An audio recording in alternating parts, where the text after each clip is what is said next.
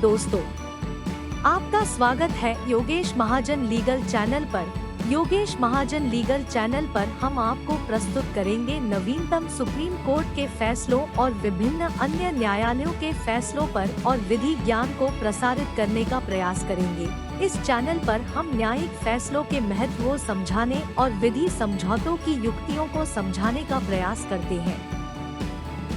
हमारा मकसद है कानून और न्याय के क्षेत्र में ज्ञान को आपके पास पहुंचाना, तो कृपया हमारे चैनल को सब्सक्राइब करें, घंटी आइकन दबाएं, वीडियो को लाइक और शेयर करें। दोस्तों, ये जजमेंट है एक व्यूअर के रिक्वेस्ट पे बेसिस पे बनाई जा रही है। व्यूअर ने एक रिक्वेस्ट की थी कि आप एक क्रिमिनल अपील नंबर 546 और 550 ऑफ 2017 के ऊपर एक वीडियो बनाइए। ये 340 CRPC से रेलेवेंट एक जजमेंट है जिसमें अपीलेंट्स और वर्सेस रिस्पोंडेंट्स का एक केस था। और इस केस में क्या हुआ था कि दो कंप्लेंट्स थी वो फाइल की थी अपीलेंट्स ने रिस्पोंडेंट्स के अगेंस्ट में in the court of session जज नॉर्थ गोवा अंडर 340 CRPC में और 195 और CRPC में। और यहाँ पर जो ऑफेंसेस थे बताए गए थे कि 191 और 192 ऑफ इंडियन पीनल कोड के अंदर बताए गए थे कि ऑफेंसेस के अंदर चलाया जाना चाहिए। अक्यूज्ड नंबर 1 ने एक कंप्लेंट थी जो कंप्लेंट फाइल की थी वो प्रॉपर्टी कंसर्न थी। एक कंपनी थी जो गोवा बेस्ड कंपनी थी जो कि बिजनेस में इंगेज थे, जो कि प्रोड्यूसिंग, प्रोसेसिंग और सेल ऑफ आयरन ओर करते थे। और अक्यूज नंबर 2 और 3 जो है वो सन एंड वाइफ थे रेस्पेक्टिवली, वो भी को प्रॉपर्टीज थे उसी कंपनी के। और चूंकि जो मेन जो कंपनी के जो ऑनर थे वो एक्सपायर्ड हो गए थे, तो इसके बाद जो बिजनेस रिलेशनशिप्स थे अपीलेंट्स के साथ बने हुए थे टिल 1990 में। तो दोनों के पार्टीज के बीच में, अपीलेंट्स और रिस्पोंडेंट्स के बीच में डिस्प्यूट हुए थे और इसके बेसिस पे 4 सूट्स थे वो फाइल किए गए थे against the company civil court में। लेकिन जो 5th सूट था वो फाइल किया गया था जो लेट जो कंपनी के जो ऑनर थे उन्होंने फाइल किया था अगेंस्ट द अपीलेंट्स, जो कि विड्रॉ कर लिया गया था। और रिस्पोंडेंट्स ने जो कि विड्रॉ कर लिया था अनकंडीशनली। लेकिन रिस्पोंडेंट्स ने रिटन स्टेटमेंट्स और काउंटर क्लेम्स, जो अपीलेंट्स ने जो सिविल सूट्स फाइल किए थे उसमें रिटन स्टेटमेंट्स और काउंटर क्लेम्स ही फाइल किए थे।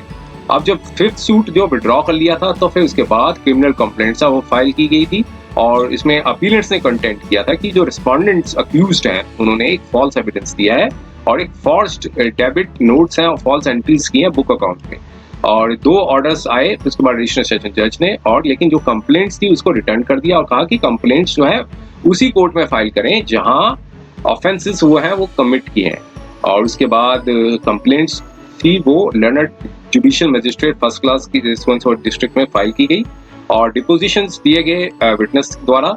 और लेकिन उसके बाद एक एप्लीकेशन 9 मई 2011 में एक एप्लीकेशन फाइल की। उसमें अपीलेंट्स ने प्रे किया कि सुप्रीम कोर्ट की एक जजमेंट थी इकबाल सिंह मरवा वर्सेस मीनाक्षी मरवा की, और उसमें उसके क्या रेफरेंस देकर कहा कि जो कंप्लेंट्स हैं वो प्राइवेट कंप्लेंट्स में कन्वर्ट कर दिए जाए।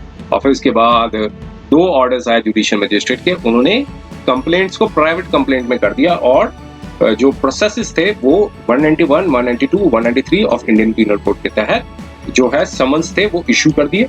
और यहाँ ये नोट किया कि अपीलेंट्स कंप्लेंट्स ने कोई रिवीजन और प्रोसीडिंग्स इशू और प्रोसेस की नहीं फाइल की थी under the aforesaid sections of Indian penal code. लेकिन रेस्पोंडेंट्स ने रिवीजन पिटीशन फाइल की थी और उसमें कहा कि जो प्रोसीडिंग्स हैं वो बार हैं, जो समन्स हैं, जो भी प्रोसीडिंग्स चलाई हैं वो बार है अंडर सेक्शन 195 सब पार्ट 1, सब पार्ट बी और सब पार्ट 1 ऑफ द CRPC। तो ये प्रोसीडिंग्स बार 195 सेक्शन उनके लिए बना हुआ है कि अगर कहीं भी ऑफेंस कमिट किया गया है तो उसी कोर्ट में आप प्रोसीडिंग्स वो एप्लीकेशन देके प्रोसीडिंग्स चला सकते हैं। प्राइवेट कंप्लेंट है वो मेंटेनेबल नहीं है। एंड जो प्रोसीजर जो अडॉप्ट किया गया है तो प्रोसीजर जो है 340 CRPC का ही प्रोसीजर मैंडेटरी है वो करने के लिए। मींस कोई भी कंप्लेंट फाइल की जाएगी तो 340 CRPC के तहत ही चलेगी, कोई प्राइवेट कंप्लेंट के तहत नहीं चलेगी। और उसको साथ में कहा कि ये सर्कमवेंटेड नहीं किया जा सकता। मींस और कंप्लेंट्स थी उस जो पूरी रीड करने के बाद ये पाया जाता है कि जो ऑफेंसेस थे 191, 193 जो कि फॉल्स एविडेंस से रिलेटेड है, सिर्फ वही ऑफेंसेस बनते हैं। और साथ में बताया कि जो काउंटर एफिडेविट भी फाइल किया रिवीजन पिटीशन में, वहां पर अपीलेंट ने पहली दफा ये बताया कि ऑफेंसेस थे सेक्शन 463, 464, 465 सारे जो फॉर्जरी से रिलेटेड सेक्शंस हैं वो भी रिस्पोंडेंट्स के अगेंस्ट में बनते हैं। तो इसलिए प्राइवेट कंप्लेंट है वो मेंटेनेबल है। लेकिन एडिशनल सेशन जज ने अपने जजमेंट में ये कहा कि जो बार है 195 सब पार्ट बी और सब part first of CrPC attract होता है, तो इसलिए 340 की प्रोसीडिंग्स ही चलाई जा सकती है, प्राइवेट कंप्लेंट है वो नहीं फाइल की जा सकती। तो इसमें जो है कंप्लेंट्स थी उसको क्वैश कर दिया, और इकबाल सिंह मरवा के जो जजमेंट थी उसको डिस्टिंग्विश थी, वो ये बताती थी कि जजमेंट जो है जो कि 195 सब पार्ट 1 बी सब पार्ट 2 और सेक्शन नॉट सेक्शन जो है 195 सब पार्ट बी सब part first of the CrPC, तो इसलिए कोई एप्लीकेशन ऑफ द फैक्ट्स नहीं बनते हैं इस केस में। तो लेकिन अपीलेट्स ने फिर उसके बाद जो रिवीजन पिटीशन का जो ऑर्डर था उसको चैलेंज किया और रिट पिटीशन थी वो फाइल की, लेकिन हाई कोर्ट ने उसको रिट पिटीशन को खारिज कर दिया।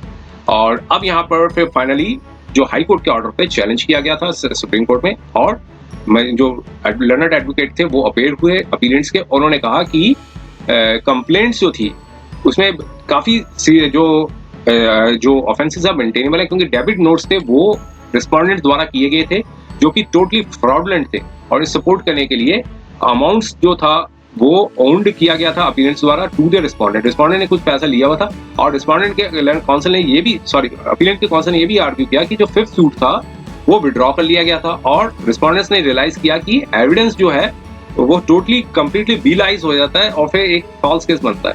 तो लर्नड काउंसिल ने फिर काउंटर एफिडेविट जो था उसको रेफर किया, जो कि रिवीजन पिटीशन में फाइल किया गया था लर्नड सेशन जज की कोर्ट में, और उस प्ली को सपोर्ट करने के लिए कहा कि ऑफेंस अंडर फॉर्जरी भी है वो भी बनता है, तो इसलिए ये प्राइवेट कंप्लेंट के अंदर ही फाइल किया जा सकता है, कोई प्रोसीजर 340 की रिक्वायरमेंट नहीं है। और इकबाल सिंह मरवा का यही जजमेंट पे ये बताया कि जो डॉक्यूमेंट्स और बुक ऑफ अकाउंट्स जो फॉर्ज्ड है और जो एविडेंस लेने से पहले कोर्ट में किए जा चुके हैं, मींस कोर्ट में फाइल दाखिल करने से पहले ही कोई फॉर्ज कर दिया जाए, तो उसमें जो इकबाल सिंह मरवा की जजमेंट है सिक्योरली एप्लीकेबल है, तो ऐसे में सिर्फ प्राइवेट कंप्लेंट ही मेंटेनेबल होगी। तो ये सारी चीजों का रेफरेंस दिया, और लेकिन आप सारा कुछ डिटेल डिस्कशन करने के बाद माननीय सुप्रीम कोर्ट ने अपना फाइनल वर्डिक्ट क्या किया, हम उस पर चलते हैं, क्योंकि काफी लेंथी जजमेंट है, 60 पेजेस की है। और यहाँ पर फाइनल वर्डिक्ट में ये देखिए लास्ट पैराग्राफ पे हम चलते हैं। अब यहाँ पे बताया कि जो रिट पिटीशन थी चूंकि वो खारिज कर दी थी इम्प्रिंट जजमेंट में, और यहाँ पर वो पाया कि जो बेबी और बाथ वाटर दोनों को ही बाहर निकाल दिया गया है। तो यहाँ पर क्या करेक्ट ये था कि जो ऑर्डर था मजिस्ट्रेट का उसमें जो कन्वर्ट कर दिया था इशू ऑफ द प्रोसेस, उसके बाद प्राइवेट कंप्लेंट में कन्वर्ट कर दिया था, वो करेक्ट नहीं था। लेकिन दो कंप्लेंट्स जो फाइल की गई थी उसको फिर भी परस्यू किया जा सकता है, लेकिन मजिस्ट्रेट का ऑर्डर को सेट असाइड करते समय लर्नड सेशन जज ने, एडिशनल सेशन जज ने पार्टीज को वापस रेलीगेट कर देना चाहिए था, मींस वापस पोजीशन पर ले आना चाहिए था कोर्ट के समक्ष, ट्रायल कोर्ट के समक्ष जो है, ताकि ओरिजिनल कंप्लेंट है वो उसको रिस्टोर किया जा सके।